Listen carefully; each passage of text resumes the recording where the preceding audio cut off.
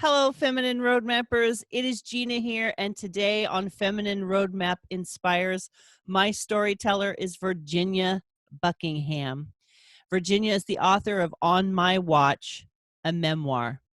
Virginia was the CEO of Massport, which ran Logan Airport when 9/11 happened.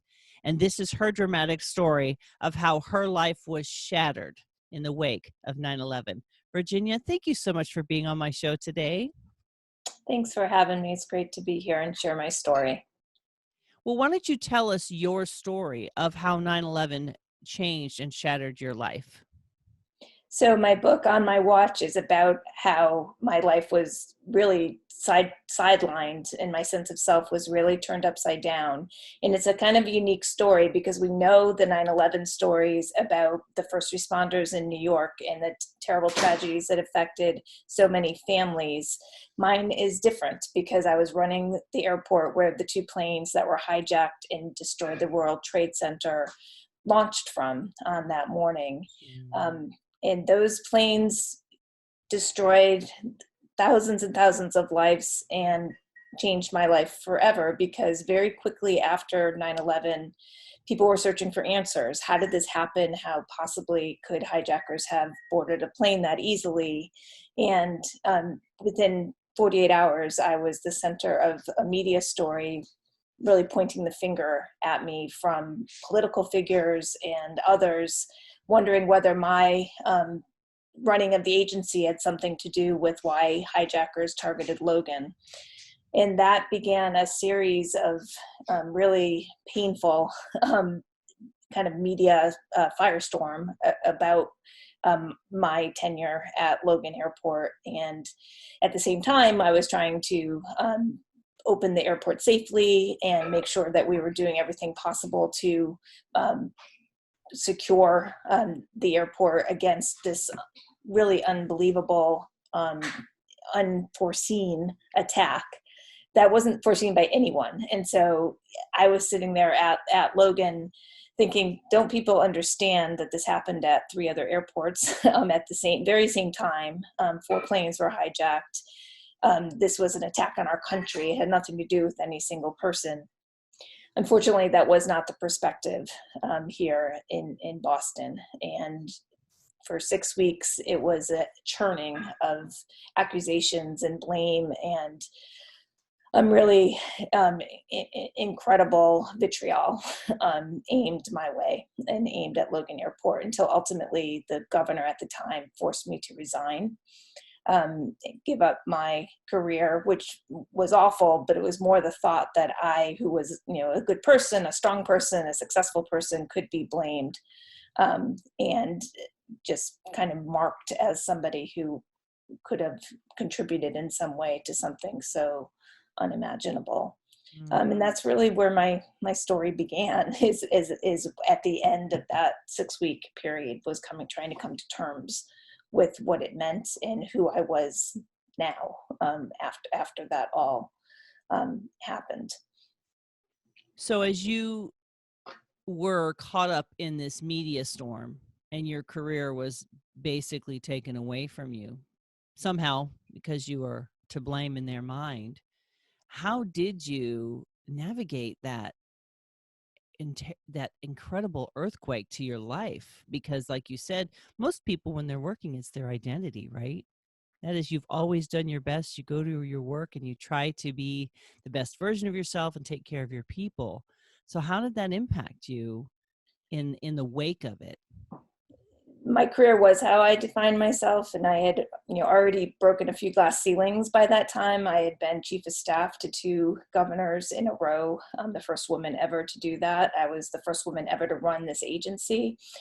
So I thought the kind of world was at my fingertips, and that was a loud and horrific awakening that not only was my career off track, but my sense of self was off track.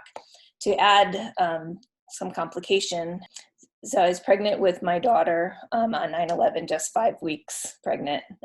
I knew, my husband knew, no one else knew. And my son was a toddler. And so my career was over. I had to be a good mom, but I just didn't know where to start. I didn't know where to go from there.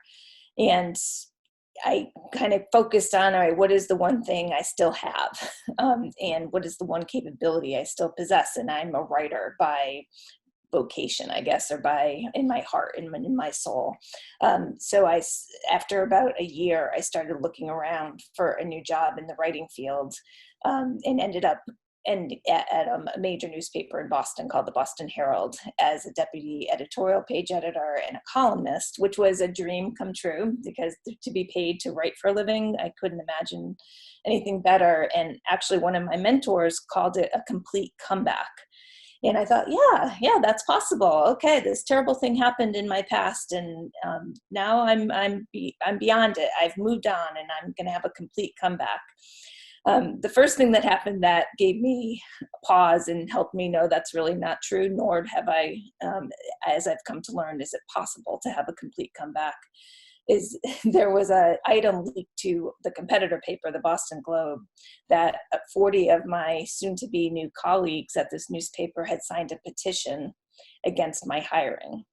And that they believed that it was a real insult to them as working journalists to have someone with my background come into the newspaper, that they questioned how could I cover things like safety in the wake of 9/11 because of my past. And that it hurt my feelings more than anything else, but it kind of gave me pause. Okay, I guess I can't just leave this behind so easily. I went into the paper the day that there was a big story about the controversy caused by my hiring, and I walked in. It was, I think, my first or second day in the job, and I just decided I'm going to put my head down. These people don't know me. They know what they've read in the newspaper, but they don't know me, and I'm going to work as hard as I possibly can and be myself, and hopefully they'll change their minds. And I ended up working at that job for 4 years, which was so much fun because I was back in the political arena, writing, columns and editorials about the same public officials and public policy that I had always kind of led on in the past. And sometimes some of the folks that signed that petition would come in and confess to me that they had signed it. And I never tried to find out who had signed it, but they'd say, oh, I signed it, but, I didn't know you. And, kind of it blew over. So that was a really good thing. What didn't blow over was this aching sense I still had inside that something was wrong. Something wasn't sitting true to me. I didn't feel like I had moved on or made a comeback at all.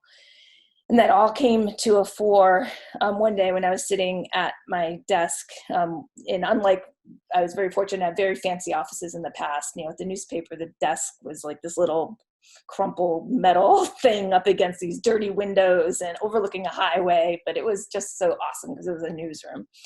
And I got a call, and it was from my attorney who I had hired when I was still at Massport. And I knew there was something wrong. And I got this kind of tingly sensation up my neck. And he said, Ginny, you've been sued. And I said, what do you mean? Me personally? He said, you've been sued personally for wrongful death by a 9/11 family. And I was shocked and horrified and asked him who it was. And he told me the name, and I changed the name in the book because I don't feel now that it's my place to intrude on that family's privacy. But as soon as we hung up, I went to the computer and I Googled this person, and it turned out the person was on one of the planes and had jumped up to protect a flight attendant and didn't know a hijacker was sitting behind him, who then got up and killed him in the plane. And I had heard this story very early on when I was still at Massport, that a passenger had been killed on one of the planes. And now this story came back to life. And I Googled and read all about him, and I thought about his widow, and he was the father of 2 children. And I started to have this conversation with her that I was not a monster, and I was a mom just like her, and there was nothing I could do to save her husband. And I was so sorry. And I stopped myself in the middle of that kind of monologue. And I realized there could be no forgiveness for what had happened to her husband. And if I was truly to blame for that, there could be no forgiveness for me. And I left the office and went home and really considered whether I could bear living with something that horrible. That if even if it wasn't true, if someone could define me in their own hearts and minds as someone who could have saved their husband's life and was responsible for his death, I didn't know how I could go on. And there was really only one reason I did, and it's because of my children. And I thought, do they deserve to have their mother not here anymore? Did they deserve to live with a mother who was so broken? Like, that was kind of my debate. And one night I actually went into my son's room, who was then about 3.5, and laid down next to him and just promised him I would never leave him on purpose, that he would be my anchor and I would be a great mom to him. And that was a promise that kept me going for many years, going forward. And, the case was dropped against me personally very quickly, but the case against Logan Airport went on for almost 10 years. And I felt, as a leader, if Logan Airport was found responsible, then I too was responsible, even if it wasn't a case against me anymore. And that kind of hung over my head. And I was always looking for this external exoneration, whether it was from a court of law or the 9/11 Commission, which everyone will recall, did a very thorough investigation of how this attack was able to take place. I testified before their investigators. I asked them, probably inappropriately, if they found that Logan was not to blame in any way, could they say so? I know that wasn't their point in what they were looking for, but that it would lift a burden off of me and off of the people at Logan. In 2004, their report came out, and it did find that Logan was no different than any other airport. They specifically pointed that out. And I was so grateful, but it still wasn't enough. And I didn't know what would be. This searching for somebody or something just to tell me you weren't to blame, it wasn't you, went on for years. And I had to come to listen to my own voice in my head and my heart to really accept that it wasn't my fault. And I did ultimately find that voice again. And that's one of the lessons from my story for me, and I hope for others, is I had to be my own hero. No one else was going to step in and say, Virginia, it's okay. You didn't do anything wrong and you should move on. I had to do it myself. I also had to learn that there's no such thing as moving on from something that tragic and traumatic. And it's not just that situation. I think anything deeply painful in our lives is something that we move forward from. And what I learned in terms of the difference between moving forward and moving on is that you carry it with you. You carry the painful parts of your story with you alongside the joyful parts. You can't just slam the door on one and still live fully in the other. And so I've learned that too, that anyone who said, get over it, move on, it was just politics, don't worry about it, that's just not reality. And building my life with some meaning and with some joy, it requires that I also remain conscious of the painful moments. At what point did you decide to write about your experience? And how long did that journey take? And how helpful was that journey in your healing? So along the way, I've met some extraordinary people, extraordinarily compassionate people, strangers as well as friends. And one particular lady that I met was a mom who happened to work at Logan, but her daughter worked for United Airlines. Marion McFarland was her daughter and was on United 175, which was hijacked. And back right after 9/11, I went to her memorial service. I had never met her mom, Anne McFarland. And in the back of that dark church, she shocked me because I didn't know how she would feel about me, but she took both my hands and she said, "Don't let them destroy our airport." And I was like, what? That you're thinking about this bigger picture when you're in the midst of this personal loss was extraordinary. So I sought her out about a year later and wanted to meet with her. And I think I wanted to hang on to some family that didn't blame me. And I had a sense she didn't because of how she had responded to me early. So we sat down across from each other and over a cup of coffee. And I asked her point blank, I said, "Do you blame me?" And she said, "I don't blame you any more than Mary Ann." I said, there was nothing you could do. And what are you going to do now with your life? And I said, "I'm going to write my story and live my life." And she said, "Do it in Mary Ann's name." And over the years, we got together just occasionally to talk and see how each other were doing. But it was that, I think, kindness and compassion and belief that helped me move forward. Writing is what I am and who I am. So putting words to my story, I think, helped me make some sense of it all and give some meaning to it. And ultimately, I think a lot of people feel this way, is if you can do some good with something bad, then you should try. And the reason I ultimately published my book, because I could have written it just for myself and my family, but the reason I ultimately published the book was to try to share what I've learned about resilience, about the destructiveness of blame, about how you move forward, about compassion with others, because life is very hard and everyone goes through their own painful struggles. So tell us a little bit about that journey of resilience for you. What was that like? And did you ever get to the point where you felt like, okay, this is no longer overwhelming me? Or does it still come in waves?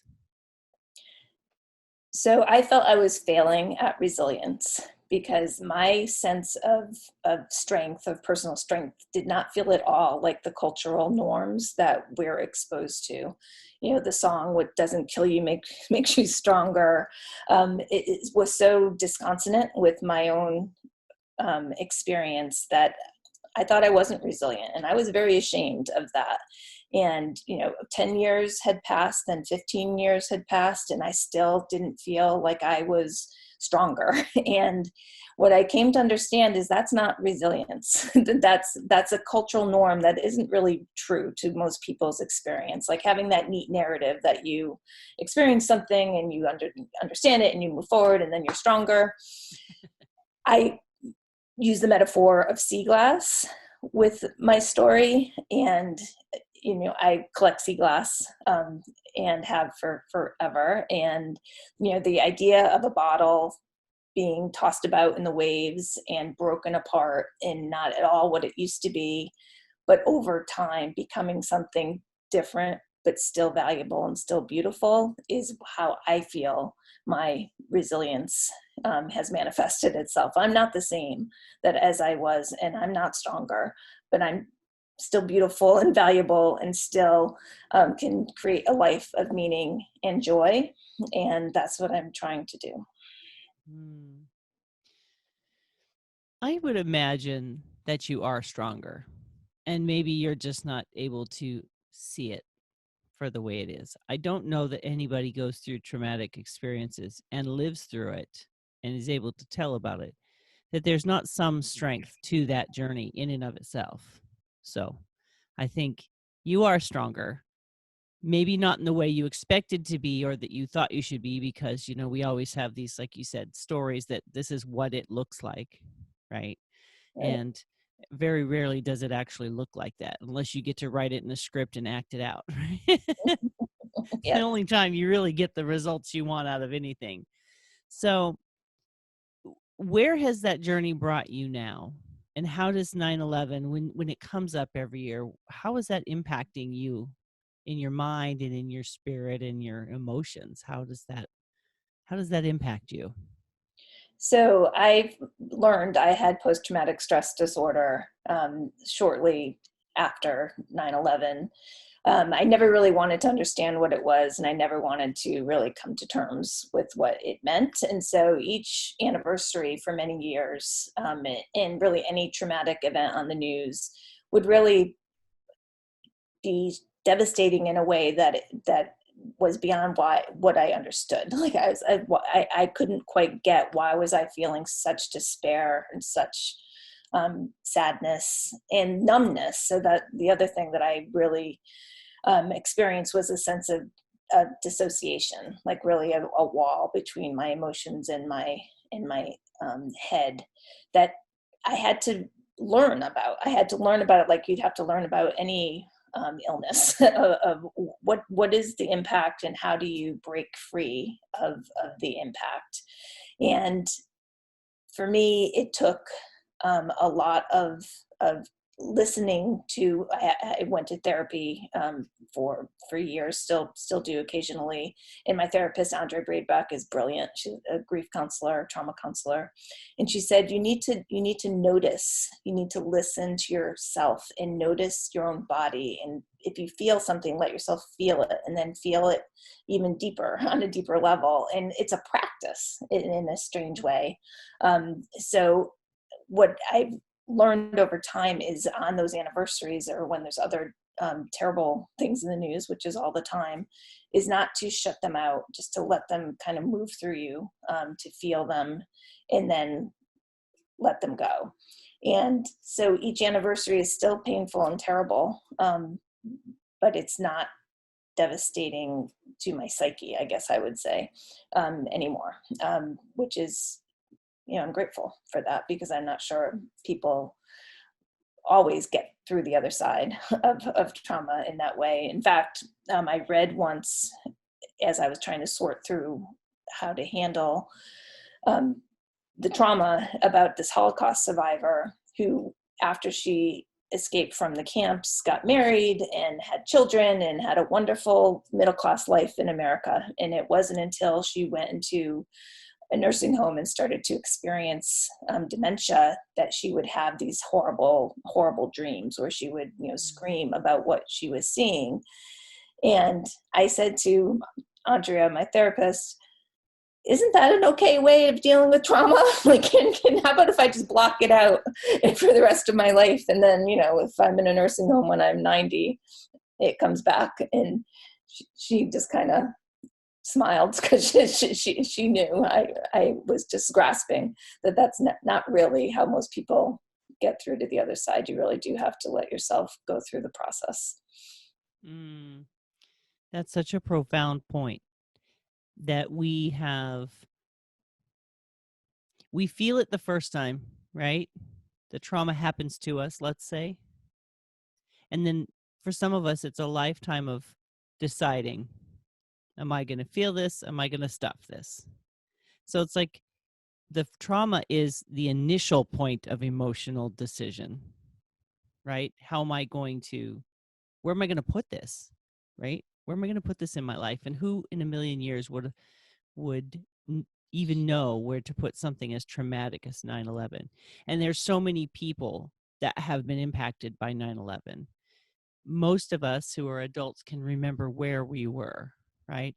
In my lifetime, that's the biggest event that most people still talk about. And so, how have you, or where are you at in that journey now? You've written this book, you've got your counselor, you're still, I'm sure sometimes it swings back, right? Sometimes it comes up and you deal with it. So let's talk about that journey of resilience that you've been through, and share, if you can, express what that looks like for you. What is that process for you? Is it just the feeling it and letting it go, or is there some other process that you use that helps you to really kind of hold a space for it, but not allow it to pitch a tent for the rest of your life? So I'd say two things. Um, Accepting that it's part of me is a big help, because it's not just on the anniversary. Just like for many people, one day doesn't define a trauma or a loss. Trauma and loss is part of life, and it's part of my life. So I keep in mind that some days are going to be joyful and full of beauty, and some days are going to be full of despair. And I tried not to let either one win the day. I accept when there's a bad day that I just need to try again tomorrow. And I know that there is a tomorrow to try again for. So when we're talking about your journey of resilience, and you're saying, you're taking it a day at a time, right? What tools do you use to keep yourself kind of balanced on that place of healthiness in the journey?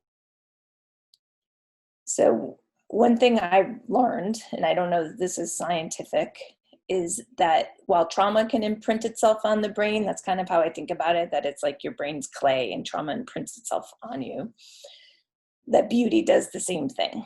And so I do all I can to surround myself with beauty, no matter where I am, because we're not always lucky enough to be in beautiful places, but little things like having fresh flowers on the table, lighting candles at night, noticing small things, noticing the wind, which sounds cuckoo, but noticing the wind or the rain or the color of something that's in my kind of corner of my vision. Being mindful of those small beauties, it really helps ease those moments of trauma. What's interesting about that to me is that you're essentially expressing that you're feeling something. You're turning your feelings and your attention to something helpful, beautiful. And so you're not you're not running to something that will numb you. You're just sitting still and finding something beautiful to allow that emotion to wash over you, is what it sounds like. Yes, and it's a powerful tool in a way that I never understood before, because it feels almost like a gentle shaping of your, maybe it's your heart, maybe it's your soul, but it feels like it has a real impact in that moment. Wow. Now, how long did it take you to write your book? What was that journey like? Because when you write something like that, a memoir, you relive what you're writing if you want it to be authentic, right? There's a vulnerability to the writing process. Then there's the writing process, which has its own vulnerabilities, right? So you Right. have the writing process vulnerability and you have the life experience vulnerability. How was that for you? So it was a very strange process. And if and when I write another book, I don't know that it will be replicated, in that my story kept happening. So I would try to write it. For instance, I wrote an essay for a magazine a year after 9/11 about that year, about with that part of the story. And then I got sued. So that was a whole nother level of pain and trying to sort through. And then my relationship with Anne McFarlane, the mom of Marianne, kept continuing down the road, and the lawsuit kept evolving, and my kids got older and they started to ask questions. So all these moments kept happening that made my story feel not finished. And so, for instance, this is a great publishing tangent. I sold my book in 2007. It was called something else altogether, to Borders, which was a bookstore that is now chapter 11. They were doing their own publishing arm. So they bought my book in whatever shape it was in 2007. And then they went bankrupt. And so my book never was published by them. And thank goodness, because my story kept unfolding in front of me, and I kept learning. And in 2007, I didn't understand the destructiveness of blame and why I was blamed and how people hold on to that, trying to control things by blaming others. I didn't understand that. I knew it happened, but I didn't understand why or what it meant. Thank goodness my book didn't come out then. I didn't understand that resilience of sea glass metaphor that I shared earlier back then. I hadn't yet understood what it felt like to actually be stronger like sea glass as opposed to stronger like you're all powerful back in 2007. So I kept writing it as the story unfolded. The lawsuit ended in 2011. That felt like a big moment, in that the legal kind of dagger over my head was no longer going to be there. My kids grew, and I started to share in my story. My husband and I, who we've been married 25 years, started to understand the impact the events had on our marriage and on our relationship. So all those things came to a head until I ended up in 2015 getting accepted into an incredible program called Presidential Leadership Scholars. So this is a program that was brand new then. I was in the first class, founded by President George W. Bush and President Bill Clinton, in their libraries and the libraries of George H.W. Bush and Lyndon Johnson.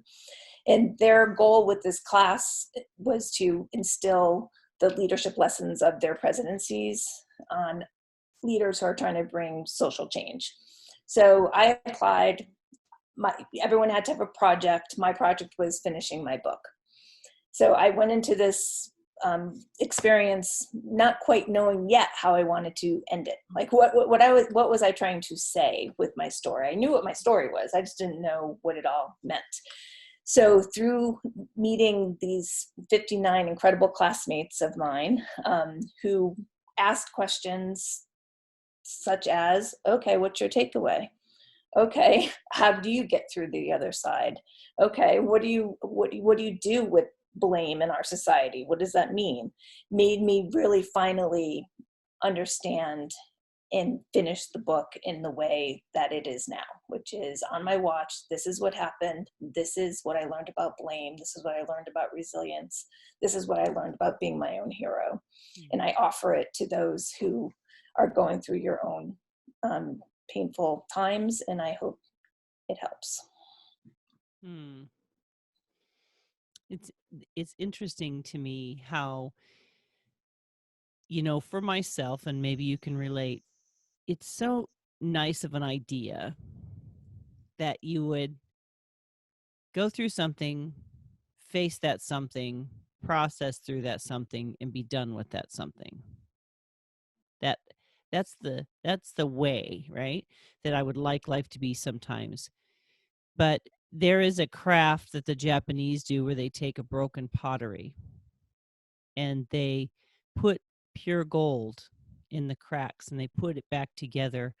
And I think it's a beautiful analogy, like the sea glass, that the traumas that we experience, the pain, the difficulties, whatever those are, that we get to choose what to do with those shattered pieces.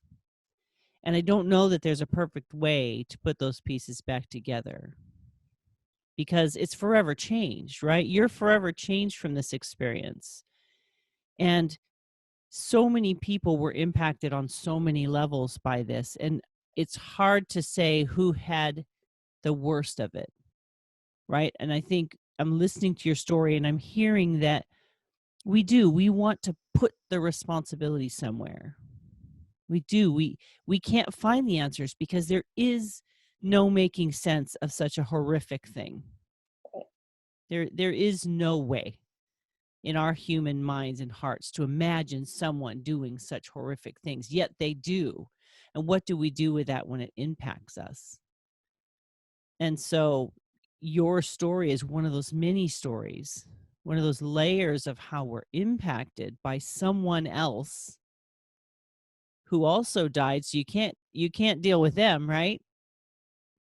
you're stuck with what's left from that result and all of the broken people. How did you help your airport and your staff? Like, that had to impact them as well.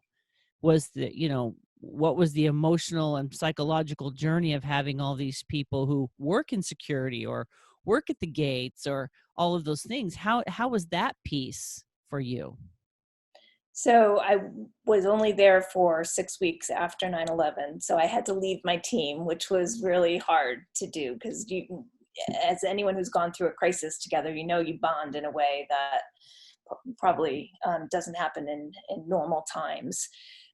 But I really endeavored to put my head down and work and focus and not let the distraction of the swirl affect me, probably to my detriment later on, because I use that dissociative skill to push it away so that my team and I could do our very best to open Logan not only safely, but to lead the way for a model of what we thought other airports around the country needed to do. And I'm still very proud of that because I feel like we took advantage in a weird way of that media spotlight to fight for things like federalization of security, what we now call the TSA. No airport stood up and fought for that. We did. Because there's that idea that, oh, we don't want the federal government coming in and telling us what to do.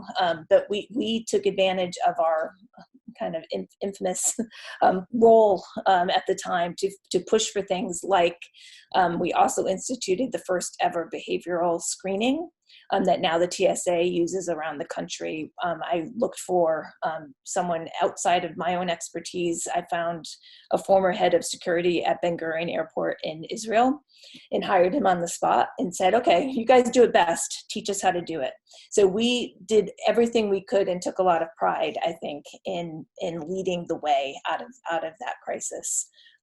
As an aviation leader, and many of those folks are still there, still at Logan now, almost 20 years later. And I know they don't forget, and I know they understand, like probably most people don't, kind of the role and the kind of solemn obligation we have to the families and the victims that day to do everything we can to keep people safe. I guess the other thing I recognize, though, that I think is a hard thing to grasp in why people blame is there is no such thing as perfect safety. There is no 100% foolproof guarantee that we are going to be protected, no matter what government or security protocols are put in place. And recognizing that, for me, has had an impact of understanding that life is fragile. Life is fragile, and we perhaps don't do as good a job living that way, at least in the United States, that recognizing things can change very, very quickly. And obviously we're going through that now as a country. And I wonder what our leaders would be like if they kind of were more kind of straight about that with people, and allowed people to kind of take that in and make some choices about their own lives, understanding it. It's interesting how it really does come down to each individual person and how they choose to process it or not. Right. And when you told that story of the woman from the Holocaust, her body and her mind, if you will, the memories existed. Mm-hmm. And they found their way to come out. And I think one of the greatest thoughts that come to my mind from your story is, how do we experience something that traumatic and navigate through it in a way that puts us in the healthiest place? Because we can't control other people's. You couldn't control that family. You couldn't control those men that came through. And it's such an important point for people to realize that that kind of security didn't even exist then. We're looking backwards from nobody can go to the gate anymore with you. And we're so used to that now. But I remember as a child being able to go and sit and watch the planes when a family member was coming into town or leaving. You know, there are some people that may never remember that. They might have been too little, or they might not have even been alive yet. And it's so easy, and I think dangerous, how judgmental we can be with information now Yes. that isn't or wasn't actually in reality in this other place and time. In other words, people were doing the best they could with what they had, and that was the situation as it was. You know, And I struggled with that because the hindsight is 2020. That is a cliche for a reason because it happens to be true. And afterwards, there were all these, reports that came out, and there was reports, for instance, about some of the terrorists casing the airports and taking practice flights. You don't know if you remember that story. And in retrospect, people would say, "Oh, I saw them on that plane, and I thought they were suspicious." And and the implication is someone should have put those pieces together. And in some cases, the implication was I should have put pieces together that I just didn't know. And when I was being deposed for one of the cases, the wrongful death cases, the attorney was doing his job, and his job was to ask me, did you know what a fatwa was? And did you know who Al Qaeda was? And did the FBI ever tell you, about terrorism against airports? And the truth was I didn't know. And accepting that I didn't was a big part of this journey, because you can't know what you don't know. And at times that sounded like an excuse, even to me, but it's the truth. It's the truth. I didn't know. And there's many people in many situations who can't know what they don't know in their own experience, in their own minds, what no one put the pieces together before that day. Because if anyone did, they would have been stopped, because we're human beings that want to make things better. And we just couldn't. It's that idea that somehow, like a movie, that someone has all the answers and they just ignored it or they didn't share it, when the reality is life is one big experience that's ongoing, and we're building knowledge, and we're building experience, and we're building solutions, right? They don't exist yet sometimes. And we're the 9/11 Commission called our inability to detect this plot as a failure of imagination. And I think that's so right. No one could have imagined that people would hijack planes and use the planes as weapons to fly them into a building. And that, I think, is the case across so many things that affect us now. And government, I worked in government for a long time. Government is good at many things. What it's not good at is predicting the future and being prepared for the future. And we learn, and we haven't had another 9/11 since then, thank God. And we put systems in place, and we do the best we can to protect against what we know. But we can't protect against what we don't know. it's that idea of when we know better, we do better. Sure, absolutely. Right? And there's always some kind of casualty in the learning process. Really, if any learning process, there's always some kind of loss, some kind of struggle, some kind of failure. We don't get things right off the bat. And something like this, unfortunately, was the impetus to create change that, while it can be frustrating, the lines at TSA and all of those sorts of things, using a story like yours to remind ourselves that that's something that was put in place to avoid tragedy. After, right. After, sadly, after. And maybe we, as the audience to this story, can be more grateful that recognizing that horrific experience has led to a safer travel experience. It has led to more security that we take for granted because we've had it for so long now, right? And now it's just kind of an irritation, but if we shed a different light on it, it's actually life-saving. Yeah, that's a horrible juxtaposition, but it's reality.